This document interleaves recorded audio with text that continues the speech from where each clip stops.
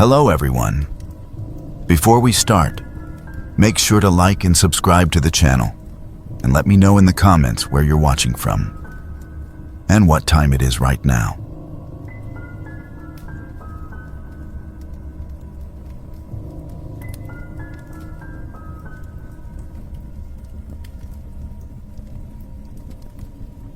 I remember that night like it was yesterday, even though it's been years now.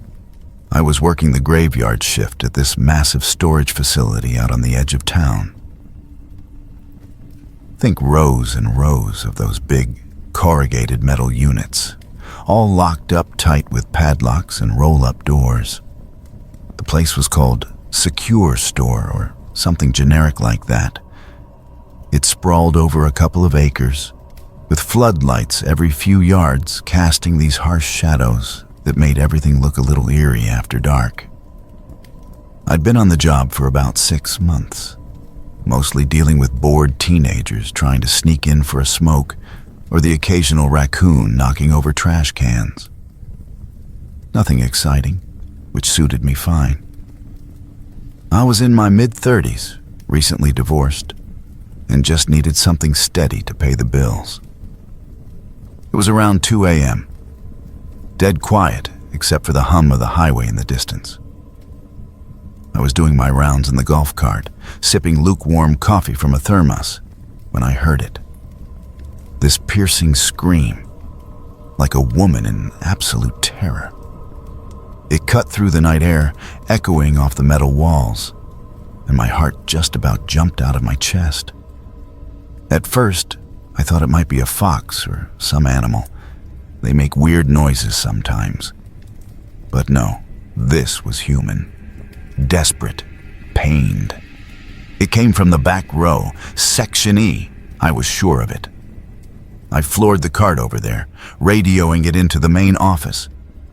But the dispatcher was half asleep and just mumbled something about checking it out. By the time I pulled up, the screaming had stopped abruptly, like someone flipped a switch. I grabbed my flashlight and approached Unit E17, where I thought the sound originated. The lock was intact, no signs of tampering. I banged on the door and yelled, "This is security! Anyone in there? You okay?" Silence. Company policy said we couldn't open units without cause or a warrant. But if it was an emergency, like someone trapped or hurt, we had discretion. My gut was screaming at me that this was real, so I used my master key to pop the lock. The door rolled up with a metallic groan, and I shone the light inside. Nothing. Absolutely empty. Bare concrete floor, scuffed walls from whatever junk had been stored there before, a faint musty smell, but no furniture, no boxes, no person. I stepped in, checked the corners, even looked up at the ceiling vents in case someone was hiding or something had fallen. Zilch. I felt like an idiot, my adrenaline crashing. Maybe it was kids messing around with a speaker or an app on their phone. Pranks like that happened occasionally. Or hell, maybe I was hearing things from lack of sleep. I relocked it, checked the units on either side, E16 and E18. Same deal, locked and quiet. I swept the row with the flashlight, but the place was deserted. I radioed back that it was a false alarm and finished my shift feeling unsettled, but trying to shake it off. The next couple of days were uneventful. I worked my shifts, joked about it with the day crew, even convinced myself it was the wind whistling through a loose panel or something. But then, on my off day, I got a call from my boss asking if I'd noticed anything weird in Section E recently. Turns out, the police had shown up that morning with a warrant. A woman in her late 20s had been reported missing by her family, last seen a week earlier after a fight with her boyfriend. They'd traced her phone's last ping to somewhere near the facility, and after some digging, they zeroed in on Unit E14, just 3 doors down from where I'd investigated. The cops cut the lock off with bolt cutters, and what they found, God, it was awful. She was in there, curled up in the corner behind some old furniture and boxes, like she'd been trying to hide or something. The unit belonged to her ex, who'd rented it under a fake name to stash stuff. From what I heard later through the grapevine and the news reports that trickled out, she'd been abducted, locked in there during that argument gone wrong. No food, no water in the summer heat. The coroner said she'd been dead for at least 48 hours by the time they found her, probably from dehydration and exposure. But the timing, that scream I'd heard, it lined up with when she might have still been alive, fighting to get attention. I pieced it together after talking to the investigators. They interviewed me as part of the routine. The acoustics in those rows are tricky. Sounds bounce off the metal and concrete, making it hard to pinpoint exactly where they're coming from, especially at night when everything's amplified. I must have misjudged the direction by a unit or two. If I'd checked a bit further, maybe forced open E14. But hindsight's a bitch. The ex got arrested. Turns out he had a history of domestic violence and was convicted of kidnapping and manslaughter. Served some time. Last I heard, he's out now. But that's the system's problem, not mine. That whole thing messed with me bad. I started second-guessing every noise on shift, jumping at shadows. Couldn't sleep without replaying that scream in my head, wondering if she knew someone was close but couldn't make it in time. I stuck it out for another week or so, but eventually I handed in my notice. Found a desk job at a warehouse downtown. No more nights alone in the dark. Looking back, it wasn't some ghost story or mystery. It was just a tragic screw-up on my part, compounded by a monster who thought he could get away with it. Life's full of those close calls, I guess. Makes you appreciate the quiet ones.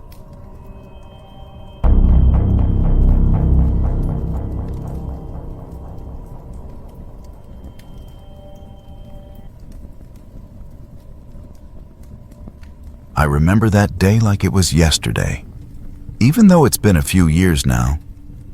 I'm in the business of buying abandoned storage units at auctions. It's a gamble, sure, but I've pulled some decent hauls over the years. Old antiques, electronics that still work, even the occasional stash of collectibles that fetch a good price online. It's not glamorous work. Mostly it's sifting through people's forgotten junk, hoping for a diamond in the rough. But that one unit, man, it changed how I look at this whole gig.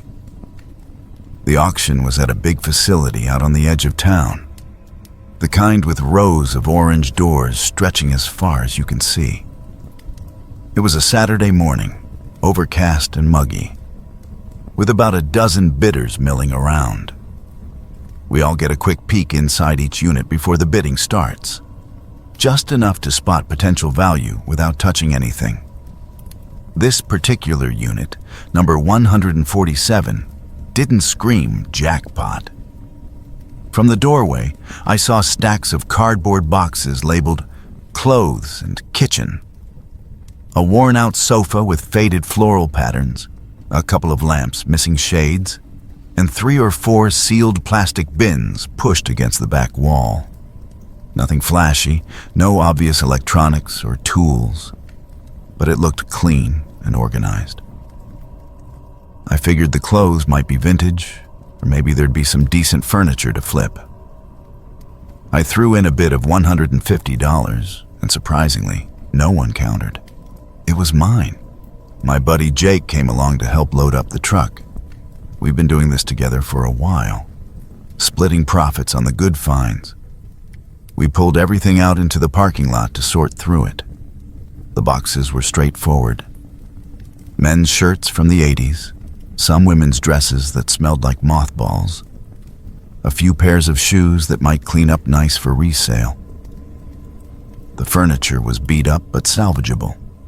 The sofa had a rip in the cushion, but nothing a little upholstery couldn't fix. We were feeling pretty optimistic, joking about how we'd turn this into a quick couple $100 at the flea market. Then we got to those plastic bins. They were the heavy-duty kind, opaque blue with snap-on lids, stacked neatly like whoever owned the unit had taken care with them. The first one was full of old magazines, National Geographic from the 70s and 80s.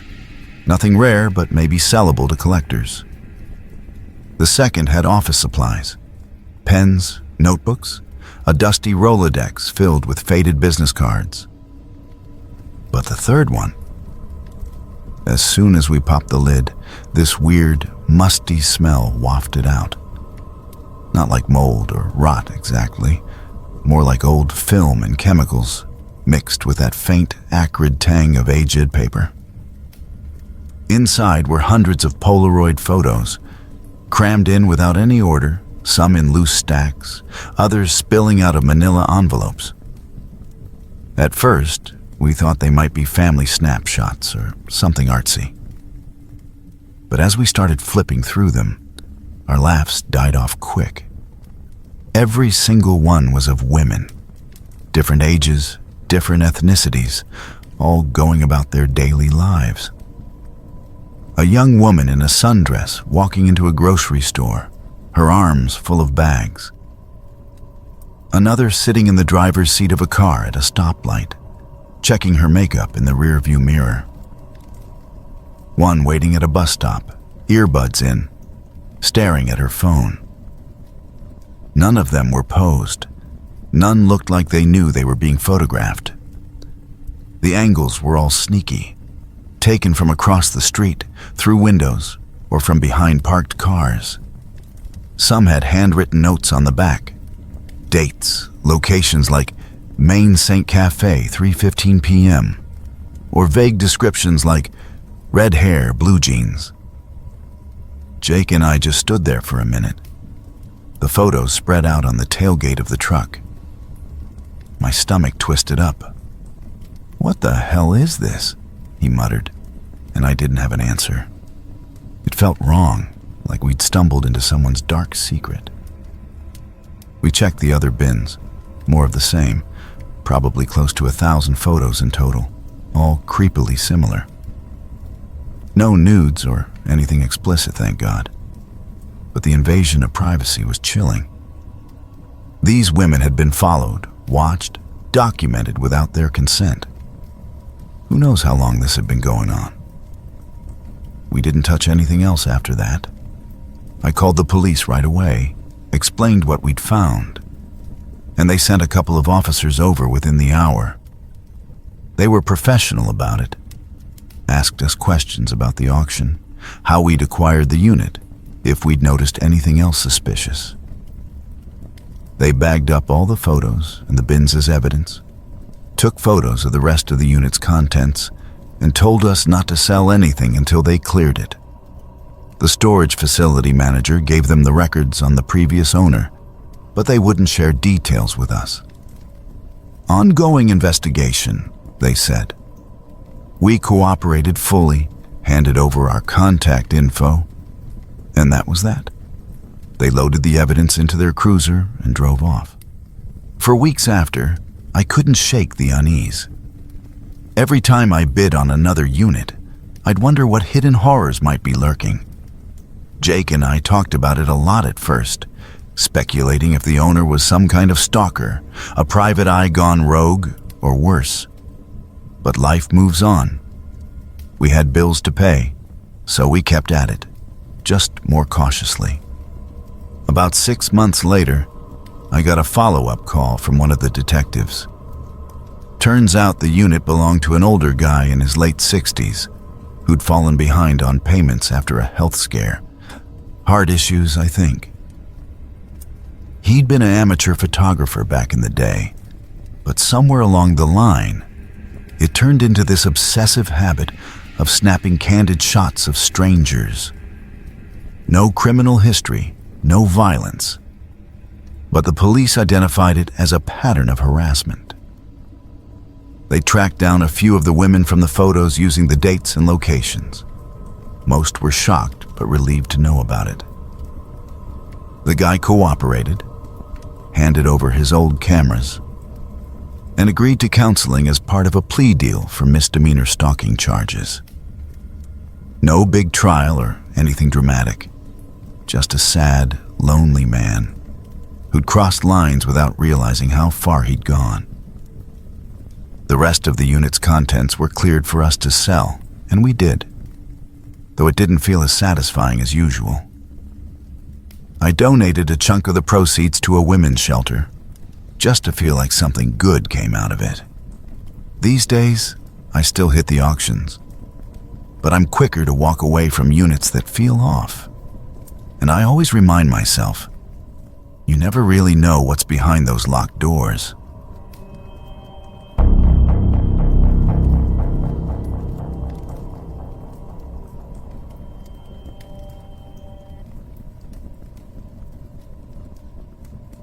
A few years ago, back in 2018, I was in the middle of a messy transition between apartments.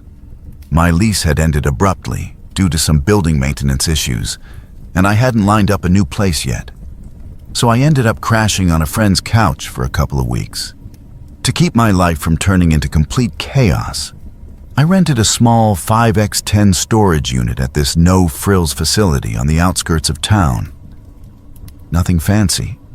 Just a row of corrugated metal doors in a fenced lot with basic security cameras and a manager's office that looked like it hadn't been updated since the 90s. I packed up my essentials, a few boxes of clothes, some kitchenware, books, and a couple of sentimental items like my grandmother's old photo albums and a guitar I'd had since college. I paid the first month's rent in cash, got my key and combination lock, and figured that was that. Problem solved until I found a permanent spot. Fast forward about 10 days. It was a Thursday evening in late summer, and I'd just wrapped up a long shift at my job as a graphic designer for a local ad agency. I was exhausted, but I needed to grab a box of work clothes and my laptop charger from the unit because I'd forgotten them in the initial shuffle. The sun was dipping low, casting long shadows across the gravel lot as I pulled up in my beat-up Honda Civic. The place was quiet, just a couple of other cars scattered around, and the gate code worked fine. I headed to my row, Unit 147, right in the middle. And that's when I noticed something off. My familiar silver master lock was gone, replaced by this cheap-looking brass padlock that I'd never seen before. It didn't match the one I'd bought, and there was no tag or anything indicating it was from the facility. I stood there for a minute, confused and a little annoyed. Maybe I'd spaced on the lock somehow? No, I distinctly remembered clicking it shut the last time I'd been there. Or perhaps the management had swapped it out for maintenance reasons, leaky roof or pest control or whatever. I decided not to mess with it myself. Better to check with the office. The manager on duty that night was this older guy named Carl, probably in his late 50s, with a perpetual 5 o'clock shadow and a faded company polo shirt. He was sitting behind the counter, flipping through a magazine, when I walked in and explained the situation. Unit 147? Let me pull up your file, he said, typing slowly into an ancient computer. After a few moments, he frowned and shook his head. Nope, no notes here about any changes. You sure it's the right unit? Payments are up to date. Says right here you paid on the 5th. I insisted it was mine. Showed him my rental agreement, and he grabbed a set of bolt cutters from the back. We walked out together, the gravel crunching under our shoes, and he eyed the lock suspiciously. Doesn't look like one of ours, he muttered. With a quick snip, the lock popped off, and he rolled up the door. My heart sank immediately. The unit was completely empty of my stuff. No boxes, no guitar, nothing. Instead, it was crammed with this bizarre assortment of junk that clearly wasn't mine. There were piles of old men's clothes, faded flannel shirts, worn-out jeans, a couple of threadbare jackets that smelled faintly of mothballs and cigarette smoke. Stacked against one wall were about a dozen unlabeled VHS tapes, their black plastic cases scratched and dusty, like they'd been pulled from someone's attic. And on top of that, there was a shoebox full of Polaroid photos, maybe 50 or 60 of them. Mostly shots of empty parking lots at night, under street lights, with timestamps from the early 2000s. No people in them, just cars, asphalt, and shadows. It was weird, sure, but more puzzling than scary at the moment. I felt a wave of panic. Where the hell was my grandmother's album?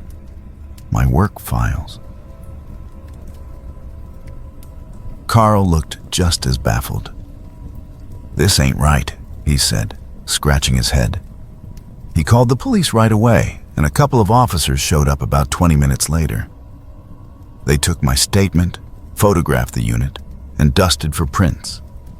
But they warned me that storage unit thefts were common, and recoveries were rare. The facility had security cameras, but they were old and only covered the main entrance and office, nothing on the individual rows. I spent the next hour inventorying what I could remember from my missing items and handed over a list. The cops bagged a few of the Polaroids and tapes as evidence, but the rest stayed put while they investigated. Carl comped me the next month's rent as a gesture, but that didn't help much. I left feeling violated and frustrated, wondering if I'd ever see my belongings again. The investigation dragged on for a few weeks. I called the police station every couple of days for updates, and the facility's owner got involved, reviewing logs and footage. Turns out, there had been a string of minor break-ins in the area, mostly opportunistic thieves targeting storage places and pawn shops. The breakthrough came when one of the officers ran the fingerprints from the unit door through their database. They matched a local guy named Eddie Harlan, a 62-year-old with a history of petty theft and burglary.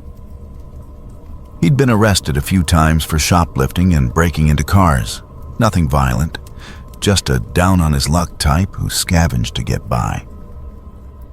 They picked him up at a run-down motel on the edge of town, and under questioning, he spilled the details. Eddie had been squatting in abandoned buildings and needed quick cash. He'd scoped out the storage facility a few nights earlier, noticed the lax security in the back rows, and used bolt cutters to pop my lock under cover of darkness. He loaded my stuff into his van, easy pickings since it was mostly boxes, and drove off. To buy himself time and throw off any immediate suspicion, he dumped some of his own junk in there. The clothes were from his late father's estate that he'd been hauling around. The VHS tapes were old home movies and bootleg recordings from the 80s and 90s. Nothing sinister, just family vacations and wrestling matches. And the Polaroids. Those were from a side gig he'd had years ago as a night watchman for a security company, where he'd documented empty lots to log his patrols. He'd slapped on a spare lock from his toolkit to make the unit look untouched, figuring no one would check right away.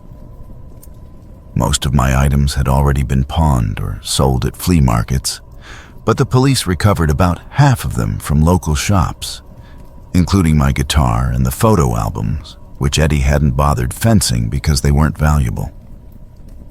The rest was covered by my renter's insurance, which I'd thankfully kept active during the move.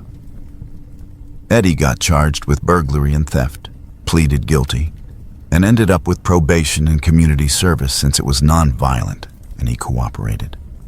The facility upgraded their cameras and added more lighting as a result, and they settled with me out of court for a small amount to cover the hassle.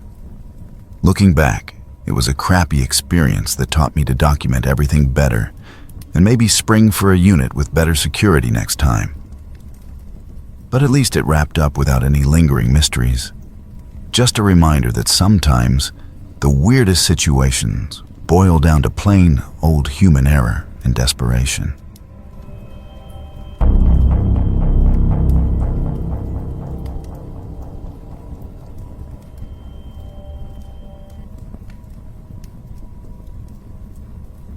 A couple of years ago, back in the summer of 2023, I decided to try my hand at storage unit auctions. I'd watched a few of those TV shows where people flip junk for profit, and it seemed like a fun way to make some extra cash on the weekends. I live in a mid-sized city in the Midwest. Nothing too glamorous, just your average place with strip malls and suburban neighborhoods.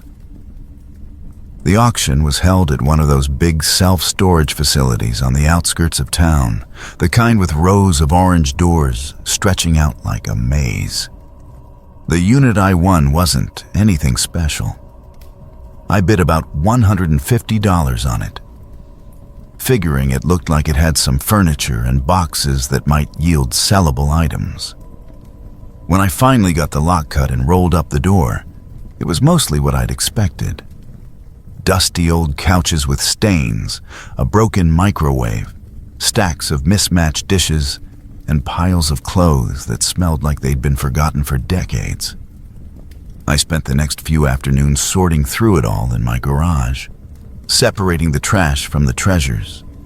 There were a few vintage kitchen gadgets I thought I could list on eBay, like an old manual egg beater and some enamelware pots, but nothing life-changing. It was on the third day, while digging through a cardboard box labeled Kitchen Misc, that I found the wallet. It was tucked way at the bottom, buried under a tangle of utensils and faded recipe cards. It was a simple leather bifold, worn but not falling apart, the kind a practical person might carry. I flipped it open out of curiosity. Hey, sometimes people leave cash or cards behind. And sure enough, there was about $200 in 20s and 10s folded neatly in the bill compartment. There were also a couple of credit cards, expired long ago, and a driver's license. The license caught my eye right away. It was issued in 1997, and the photo showed a woman in her mid-30s with short brown hair, smiling faintly like it was just another DMV day. Her name was printed clearly, Elizabeth Harlan. That name rang a bell, but I couldn't place it at first. I set the wallet aside and kept sorting, but my mind kept drifting back to it. Later that evening, after I'd hauled the last of the boxes home, I did a quick online search on my phone. That's when it hit me.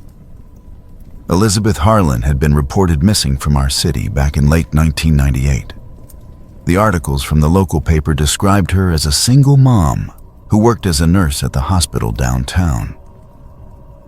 She'd vanished one weekend after dropping her kid off at a babysitter's, and despite searches and appeals, there'd been no trace of her since. The case had gone cold years ago, but it still popped up in those unsolved mysteries threads on local forums every now and then. My stomach dropped a bit when I made the connection. It wasn't like finding buried treasure. It felt more like stumbling into someone else's unfinished story. I debated what to do for a minute. Should I just pocket the cash and toss the rest? But that didn't sit right. The next morning, I drove down to the police station and turned the whole thing in. The desk sergeant took my statement, bagged the wallet as evidence, and thanked me for being a good citizen. He said a detective from the cold case unit would follow up if they needed more details. I gave them my contact info and left, feeling like I'd done the responsible thing. Weeks turned into months, and I didn't hear a peep. I checked the news occasionally, searching for any updates on Elizabeth Harlan. But nothing came up. Life moved on. I sold most of the storage unit stuff at a garage sale and made back my investment plus a little profit. But every few months, I'd get curious and Google her name again, just to see if there'd been any developments. It became a quiet habit, like checking the weather app before bed. Then, about a year later, in the fall of 2024, I got a call from the detective assigned to the case. He apologized for the delay, budget cuts and backlog, he said, and filled me in on what they'd pieced together. Turns out, the wallet was a solid lead, but not in the way I'd imagined. After running fingerprints and cross-referencing records, they tracked down Elizabeth's now adult daughter, who lived a few states away. She confirmed the wallet was her mom's, but the story wasn't as tragic as the old headlines suggested. Elizabeth hadn't been the victim of foul play. She'd left voluntarily. Back in the 90s, she'd been struggling with debt, a bad relationship, and the pressures of single parenthood. One day, she just packed a bag, left most of her things behind, and started over in a small town out west under a new name. She'd cut ties to avoid complications, but over the years, she'd reconnected quietly with her daughter via letters and eventually phone calls. The daughter had known her mom was alive for over a decade, but respected her wish for privacy, so the missing person case had lingered unsolved. The storage unit? It belonged to an old friend of Elizabeth's, who'd stored some of her abandoned belongings after she disappeared.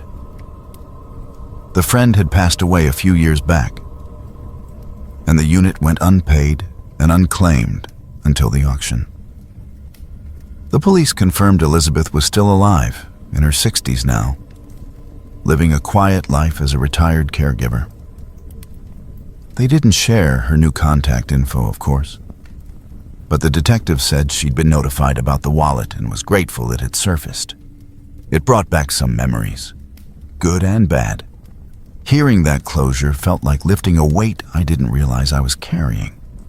It wasn't a dramatic resolution with arrests or revelations, just the messy reality of someone choosing to walk away and build something new. I still think about it sometimes when I drive past that storage facility, but now it's with a sense of relief rather than wondering.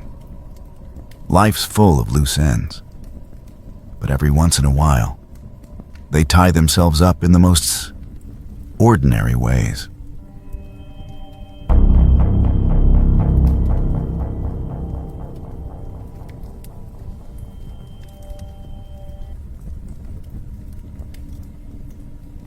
It was a humid Saturday morning in late summer, about 5 years ago, when my uncle finally admitted defeat with his storage unit. He'd been renting it for over a decade, ever since he'd downsized from his old house after Aunt Linda passed away. The place was crammed with remnants of his life: old furniture, boxes of faded photo albums, dusty tools from his carpentry days, and a bunch of random knickknacks he'd picked up at garage sales. But money had gotten tight after he retired, and he'd fallen behind on the payments. The storage facility sent him a final notice: clear it out or lose everything to auction. Not wanting to see his stuff sold off to strangers, he called up the family for help. My parents, my sister, and I piled into the minivan and met him there, ready for a day of heavy lifting and nostalgia. The unit was one of those big roll-up door types in a sprawling complex on the outskirts of town, surrounded by rows of identical orange doors under a flat gray sky. Uncle Jim fiddled with the padlock, grumbling about how he'd meant to sort through it all sooner. When the door finally creaked up, a wave of musty air hit us, thick with the scent of mildew and old paper. We started pulling things out methodically. First, the boxes near the front, labeled in Aunt Linda's neat handwriting. Christmas decorations, kitchen odds and ends. Most of it was junk, honestly. Warped particle board shelves, outdated electronics, and clothes that moths had turned into lace. We loaded the salvageable stuff into Uncle Jim's truck and piled the trash by the dumpster. As we dug deeper, toward the back where the light from outside barely reached, we uncovered something unexpected. Shoved against the rear wall, partially hidden behind a stack of broken lawn chairs, was a rolled-up mattress. It was one of those old spring types, queen-sized, tied haphazardly with frayed rope. What caught our eye immediately were the huge, irregular brown stains blotching the fabric, spreading out like Rorschach ink blots. The smell was overpowering. A sharp, metallic tang mixed with rot that made my stomach churn. We all assumed it was mold at first, maybe from a leak in the unit's roof during some forgotten rainstorm. Uncle Jim scratched his head, muttering that he didn't remember owning a mattress like that. "Must have been from when I helped clear out Grandma's place," he said, though he didn't sound convinced. We called over one of the movers we'd hired for the heavier items, a burly guy named Mike who'd been hauling boxes all morning. He took one look at it, shone his flashlight over the stains, and shook his head. "That ain't mold," he said flatly. "Looks like dried blood to me. Seen enough of it on job sites. Cuts, accidents, you know." We all froze for a moment, staring at the thing. Up close, the stains did have that rusty hue, uneven and soaked deep into the material. The smell seemed even worse now, like old pennies in decay. My sister wrinkled her nose and stepped back, and my mom suggested we just drag it out to the trash pile and be done with it. But Uncle Jim hesitated, his face paling a bit. "How the hell did blood get on a mattress in my unit?" he wondered aloud. That's when the storage manager showed up. She'd been making her rounds, clipboard in hand, checking on units slated for auction. We explained what we'd found, and she peered inside, her expression shifting from bored to concerned. "Best not to touch it anymore," she said. "Could be something serious. Let me call the police. They handle stuff like this." We nodded, feeling a mix of curiosity and unease. The cops arrived about 20 minutes later.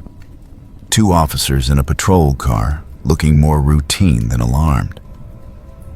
They asked us a few questions: who owned the unit, how long it had been there, if we'd noticed anything else suspicious. Uncle Jim answered honestly, insisting he had no idea where the mattress came from. They photographed it from a few angles, then told us to leave it in place and finish clearing the rest of the unit. "We'll take it from here," one of them said. We wrapped up quickly after that, loading the last boxes and driving off, the mattress still lurking in the shadows, like an unsolved puzzle. For weeks afterward, we speculated over family dinners. Was it really blood? Whose? How did it end up in Uncle Jim's unit? He called the storage facility a couple of times, but they just said the police had taken it, and that was that. No one contacted us directly, and the uncertainty gnawed at us a little, especially me, with my overactive imagination picturing all sorts of grim scenarios from true crime podcasts. It wasn't until a couple of months later that we got closure. Uncle Jim received a letter from the local police department, a formal notice closing the inquiry. They'd tested the stains in their lab, and it turned out to be blood, all right, but not human. It was from a deer, likely from a hunting mishap or someone transporting a carcass years ago. The mattress had probably been dumped in the unit by a previous renter. The facility's records showed the space had been reassigned a few times before Uncle Jim took it over. and not everyone cleared out properly. As for the smell, it was just years of accumulated grime and moisture turning everything foul. No crime, no mystery.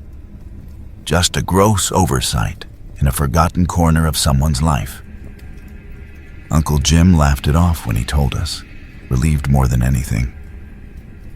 We donated most of his salvaged stuff to charity, and he swore off storage units for good. Looking back, it was a weird blip in an otherwise mundane day, a reminder that sometimes the scariest things are just ordinary messes waiting to be explained.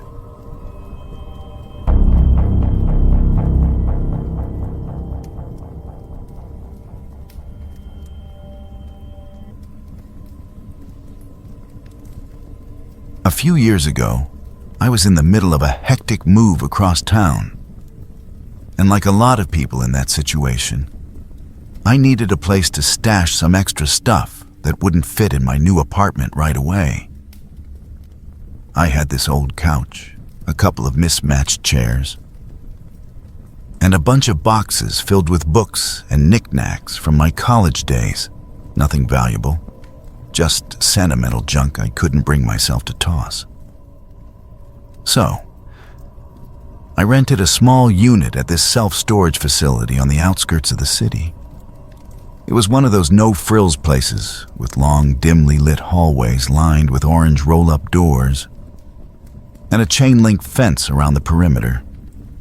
The rent was cheap, and it was conveniently close to my office, which meant I could swing by after work without much hassle. The facility was pretty quiet most of the time, especially in the evenings when I'd show up around 7 or 8 p.m. There might be one or two other cars in the lot, but inside, it often felt like I had the whole place to myself. The fluorescent lights buzzed overhead, casting these harsh shadows that made everything look a little stark and industrial. I'd prop open my unit's door with a box, crank up some music on my phone to drown out the silence, and start hauling things in from my car. It was mindless work, but kind of therapeutic after a long day at the desk. One particular evening stands out in my mind, though. It was mid-fall, getting dark early, and there was a chill in the air that made me wish I'd worn a heavier jacket. I'd just pulled up in my beat-up sedan, the trunk crammed with the last few boxes from my old place. I swiped my access card at the gate, drove in, and parked near my unit on the second row. As I started unloading, stacking boxes on a little dolly I'd borrowed from a friend, I got this weird prickling sensation on the back of my neck, like I was being watched. I shook it off at first, probably just paranoia from being alone in a big, echoey building. But when I straightened up to stretch, I caught sight of him. At the far end of the hallway, maybe 50 feet away, where the corridor bent slightly toward the emergency exit, there was this guy, just standing there. He wasn't fiddling with a lock or carrying anything. He was completely still, hands at his sides, facing my direction. He looked ordinary enough, middle-aged, wearing a plain gray hoodie and jeans, with short cropped hair and a blank expression. But the way he stared, it was direct, unblinking, like he was studying me. No nod of acknowledgement, no casual glance away, just watching. I tried to ignore it and kept working, figuring he was another renter waiting for someone or maybe checking his phone out of sight. But every time I lugged a box inside and came back out, I'd peek down the hall and there he was. Same spot, same posture, eyes locked on me. It started to unnerve me. The hallway was straight and narrow, with no side doors or alcoves he could have ducked into without me noticing. After about 10 minutes of this, I couldn't take it anymore. I set down the box I was carrying, wiped my hands on my pants, and called out, "Hey, do you need something? Everything okay down there?" Nothing. No response. No movement. He didn't even shift his weight. The silence stretched on, broken only by the distant hum of the lights. My heart picked up a bit. I wasn't scared exactly, but it felt off. Like one of those moments where your brain starts spinning worst-case scenarios. Was he lost? High? Or just messing with me? I debated walking over to confront him directly, but something held me back. The place was too isolated, and I didn't want to escalate whatever this was. Instead, I decided to grab the last box from my car to give myself a breather. I turned away, walked out to the parking lot, maybe 20 seconds tops, and when I came back in, pushing the door open with my foot, I immediately looked down the hall. Gone. Completely vanished. No sound of a door rolling up or down. No footsteps echoing on the concrete floor. No car engine starting outside. The hallway was empty. The emergency exit door still firmly shut, with its alarm light blinking steadily. I stood there for a minute, scanning the shadows, half expecting him to pop out from behind a corner, but there was nothing. I finished up quickly after that, locked my unit, and hightailed it out of there.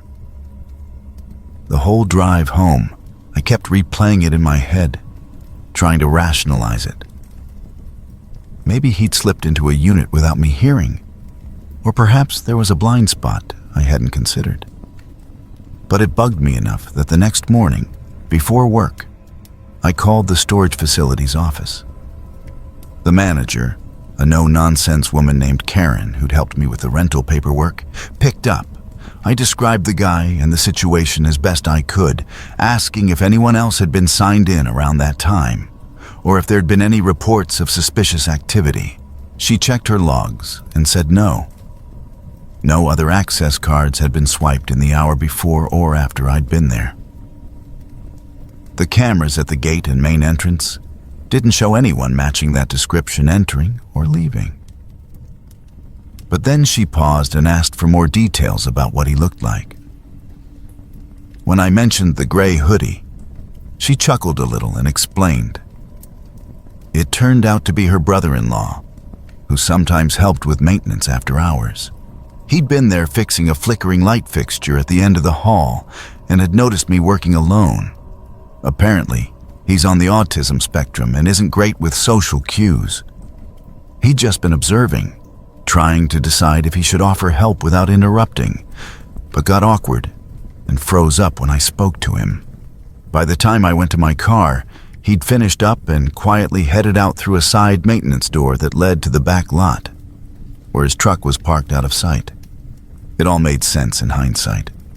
Harmless, if a bit creepy in the moment, I felt a mix of relief and embarrassment for getting so worked up over nothing.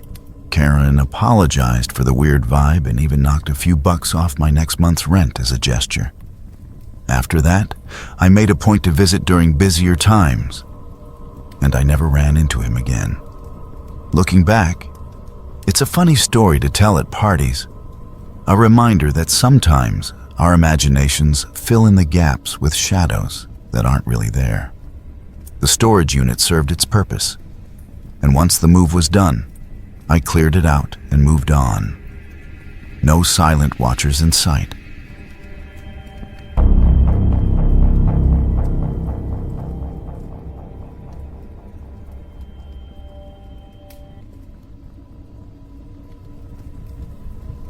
It was about 2 years ago, back in the summer of 2023, when my buddy Jake called me up in a panic. He'd just gone through a messy breakup with his girlfriend, and she was kicking him out of their apartment that very night. He needed a place to stash his stuff until he could figure out his next move. So we rented a unit at this 24-hour self-storage place on the outskirts of town. Nothing fancy, just one of those big, echoing warehouses with rows of orange metal doors and flickering fluorescent lights overhead. It was around midnight by the time we got there, the air thick with that muggy heat that makes everything feel heavier. We were both exhausted, hauling boxes and furniture from his beat-up pickup truck, trying to make quick work of it so we could crash at my place afterward. The facility was pretty deserted at that hour, which wasn't surprising. A few cars dotted the parking lot, probably belonging to night owls like us, or maybe some overnight workers. We found our unit on the second floor, accessible by this creaky freight elevator that smelled like rust and old cardboard. As we lugged the first load down the dimly lit aisle, me with a couple of lamps under my arms, Jake balancing a stack of boxes, we passed by Unit 217 on the opposite side. That's when I noticed it. A thin sliver of light spilling out from under the door, like someone had left a flashlight on inside. The door wasn't latched properly. It was ajar, just a crack, maybe an inch or two, enough to peek through if you angled your head right. At first, I didn't think much of it. People forget to lock up all the time, right? But as we got closer, something felt off. There was no sound coming from inside, no rustling, no footsteps, nothing. Just that faint yellowish glow. Curiosity got the better of me, and I slowed down, glancing in as we walked by. What I saw made my stomach drop. There, in the far corner of the unit, was a man sitting on the concrete floor. He was hunched over, facing the wall, his back to the door.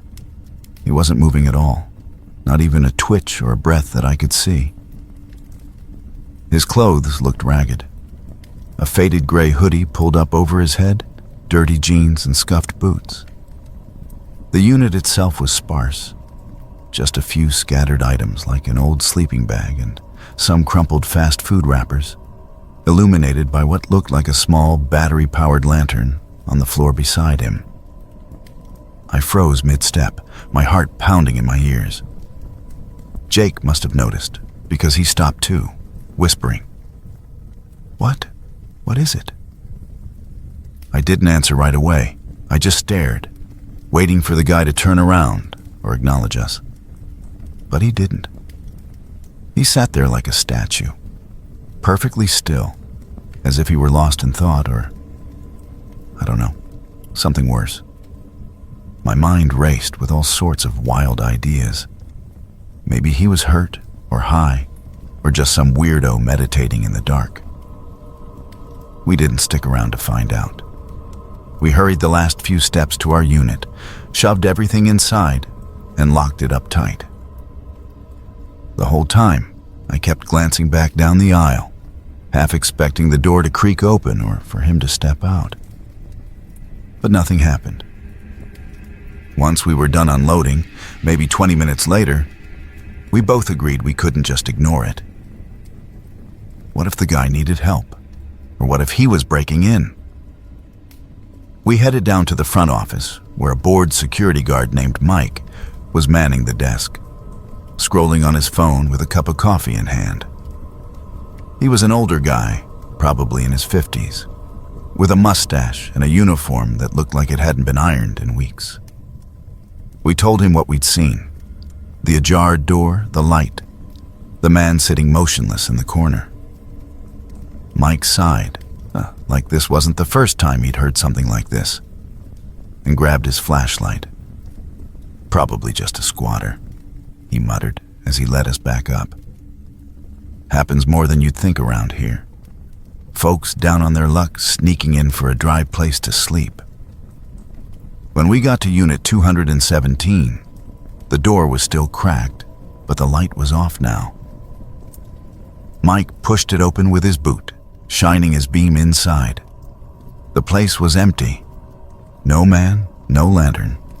Just a rumpled pile of blankets in the corner where he'd been sitting. And the lock was gone from the hasp. Looked like it had been cut or pried off. Mike shook his head, radioing it in to his supervisor. "Yeah, squatter all right. They must have heard you guys and bolted. I'll get maintenance to secure it and notify the renter in the morning." We stuck around while he taped a notice on the door and called for a temporary lock from the office. Turns out, the unit had been rented to some out-of-town business owner who hadn't checked on it in months. Plenty of time for someone to jimmy the lock and camp out. Mike explained that homelessness was a growing issue in the area, with the economy being what it was. And storage units were easy targets because they're climate controlled and out of the weather. The guy we'd seen was likely just trying to get some rest, facing the wall to block out any light or noise. Creepy as hell in the moment, sure, but nothing sinister. No signs of forced entry beyond the lock. No stolen goods reported later. The renter ended up changing the locks and adding a camera. But that was it. Jake and I talked about it on the drive home, laughing nervously about how we'd freaked ourselves out over nothing. It still gives me a chill when I think back. The silence, the stillness. But knowing it was just a person in a tough spot takes the edge off. Makes me more aware of how invisible some folks can be, even right under our noses. We finished moving Jake's stuff the next day in broad daylight, and neither of us has rented a storage unit since.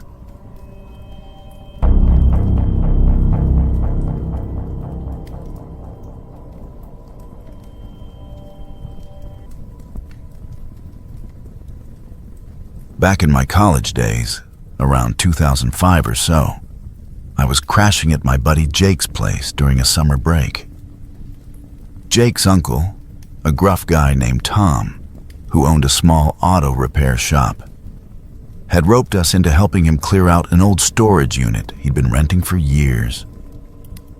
It was stuffed with junk from his failed side business, old engine parts, rusted tools, that sort of thing. The storage facility was this run-down place on the outskirts of town, called something generic like Secure Storage Solutions, with rows of orange-doored units baking under the hot sun. We showed up early one Saturday morning, armed with coffee, work gloves, and a rented U-Haul truck, figuring it'd be a quick job to earn a few bucks and some free pizza from Uncle Tom. When we got there, the manager, a middle-aged woman with a clipboard and a no-nonsense attitude, greeted us at the office. She was juggling a phone call and barely looked up as she handed over the key. "Unit 47, she said, scribbling it down on a slip of paper. We thanked her and headed out, weaving through the maze of units until we found it. Jake fiddled with the lock, and with a metallic groan, the door rolled up. What we saw inside stopped us cold. It wasn't the cluttered mess of auto parts we'd expected. Instead, the space was surprisingly tidy, but in a lived-in way that felt off. There was a thin mattress pushed against the back wall, covered with a faded blue blanket that looked like it had seen better days. Scattered around it were piles of children's clothes. Little t-shirts with cartoon prints, tiny jeans folded neatly into stacks, socks balled up in pairs. They seemed clean but worn, like hand-me-downs from a thrift store. On the concrete floor nearby, there were empty food wrappers, crumpled bags from fast food joints, a few candy bar foils, and even an empty juice box with a straw still poked through it. No furniture or anything fancy, but it screamed makeshift home. The air had that stale, musty smell mixed with a hint of body odor and cheap air freshener. Jake and I exchanged glances. This wasn't Uncle Tom's stuff. "Dude, this can't be right," I muttered, stepping inside cautiously. We poked around a bit without touching much, half expecting someone to pop out and yell at us. There were a couple of plastic bags with what looked like toiletries, a toothbrush, some soap, and a half-empty bottle of shampoo. A small flashlight sat on the mattress, and nearby was a dog-eared kid's book, something like The Very Hungry Caterpillar. It hit me then. This looked like a parent and kid had been squatting here, maybe down on their luck. We'd heard stories about homeless folks using storage units as shelters, especially in tougher economic times. But seeing it up close was unsettling. We didn't want to mess with anyone's belongings, so we locked it back up and hightailed it to the office to sort things out. The manager was still there, now off the phone and sipping from a mug. We explained what we'd found, describing the mattress and clothes in detail. Her face scrunched up in confusion as she checked her records on an old computer. Unit 47? That hasn't been rented out in years, probably 3 or 4 at least. It's listed as empty in the system. You sure you got the right one? We insisted we did, showing her the slip she'd given us. She muttered something about a possible mix-up with the keys and grabbed her master set. All right, let's go take a look together. If someone's in there illegally, we'll have to call the cops. We walked back with her, the gravel crunching under our feet. My mind was racing. What if the people were still inside? Or what if it was all some weird prank?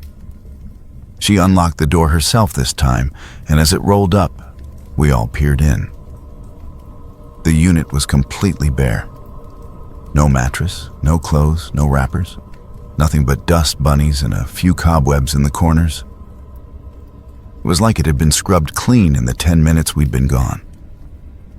Jake and I stood there dumbfounded, insisting we'd seen all that stuff.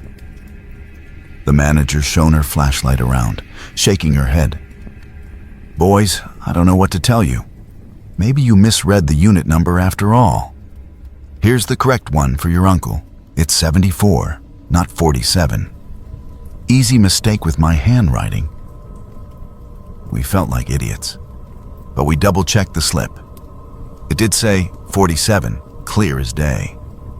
Still, we apologized and moved on to the right unit, which was indeed packed with Uncle Tom's greasy engine blocks and toolboxes. The rest of the day was uneventful. We hauled everything out, sweated through the heat, and called it quits by afternoon.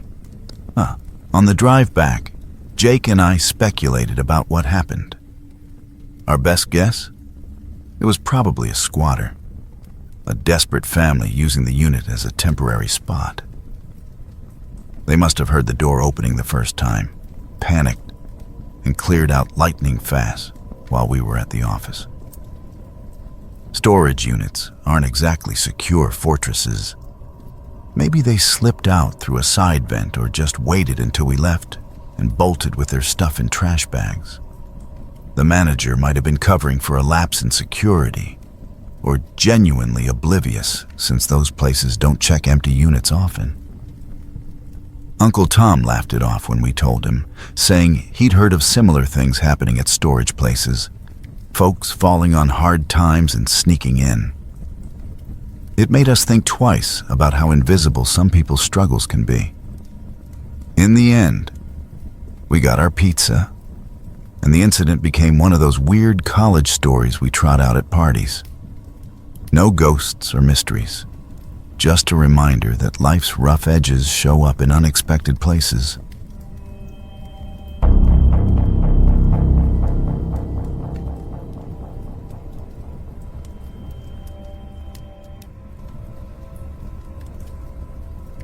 I remember that storage unit rental like it was yesterday. It was during one of those chaotic apartment moves that drag on forever. I'd just landed a new job downtown, and my old lease was up before I could find a place that didn't feel like a shoebox. So I signed up for a mid-sized unit at this 24-hour self-storage facility on the edge of town. It was one of those places with endless rows of orange roll-up doors under harsh fluorescent lights, the kind that always smells faintly of dust and old cardboard.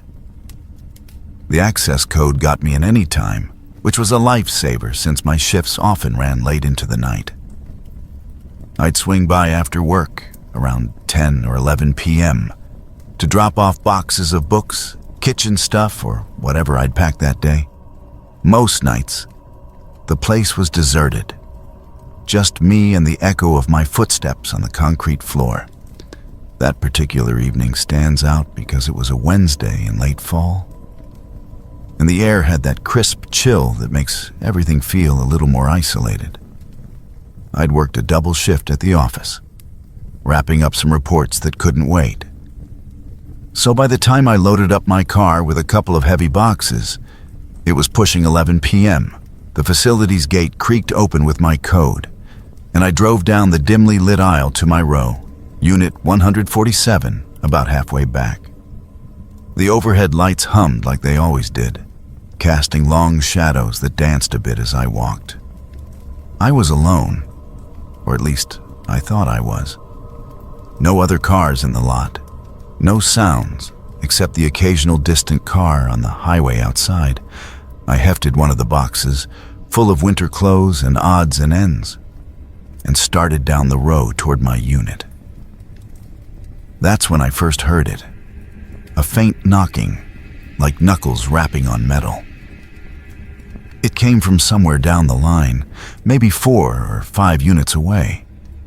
I stopped dead, box still in my arms, and tilted my head to listen. At first, I figured it was just the building settling or maybe a loose pipe. Old places like that make all sorts of noises, but then it happened again. 3 slow, deliberate knocks. Knock, knock, knock. Not frantic, but measured, like someone trying to get attention without making a scene. My heart picked up a bit. I scanned the row, but all the doors were shut tight, padlocks gleaming under the lights. No one around. I set the box down quietly and edged closer, trying to pinpoint which unit it was coming from. Unit 152, I think it was. The door looked just like the others. No signs of tampering. I stood there for what felt like minutes, but the knocking didn't repeat. Shaking it off as my imagination, or maybe an animal trapped inside, I finished unloading and headed home, but it nagged at me the whole drive. The next morning, I couldn't let it go. What if someone was hurt or stuck in there? I called the facility during my lunch break and asked to speak to the manager, a guy named Rick who'd shown me around when I signed the lease. He sounded busy, but I explained what I'd heard. Late night, alone, the knocking from Unit 152. He chuckled at first, said it was probably the wind or pipes expanding in the cold, that it happened all the time. But I pushed back, describing how deliberate it sounded, like a signal. Maybe I sounded insistent enough because he sighed and agreed to check it out. "Fine, swing by after work if you want," he said. "I'll grab the master key." I showed up around 6 p.m., right as the sun was dipping low. Rick was there in his office, a cluttered room with security monitors flickering in the background. He grabbed a flashlight and a set of keys, and we walked out to the row together. The place felt different in daylight, less eerie, more mundane. He fiddled with the padlock on 152, explaining that the renter hadn't paid in months, and they'd been meaning to auction it off anyway. The door rolled up with a metallic groan, and we both peered inside. It was mostly empty, just like he expected. Bare concrete floor, a few scattered boxes pushed against the back wall. But then I spotted it. A rumpled sleeping bag in the corner, stained and worn, with a couple of empty canned food tins nearby, like beans and soup. A half-empty water bottle rolled out when the door opened, and there was a faint smell of unwashed clothes and stale air. No one was there now, but it was clear someone had been squatting. Rick cursed under his breath, shining the flashlight around to confirm. "Damn homeless folks," he muttered. "They must have picked the lock or slipped in somehow. Happens more than you'd think in these places." We didn't find anyone hiding, and there were no signs of forced entry beyond maybe a jimmied lock that he'd overlooked. Rick called the police right then, filing a report for trespassing and unauthorized use. A couple of officers showed up about 20 minutes later, took statements from both of us, and swept the unit for anything illegal. No drugs or weapons, just the basics for survival. They figured the person had been coming and going at odd hours, probably using the facility's lax late-night access. Rick changed the lock that day and promised to beef up patrols, maybe add more cameras. As for me, I finished my move a week later and cleared out my unit without any more incidents. Looking back, it creeps me out to think I was just feet away from whoever it was that night, separated by a thin metal door. But in the end, it was just a sad reminder of how tough things can get for some people. No ghosts or monsters, just someone down on their luck trying to stay out of the cold. I double-check locks now, wherever I go.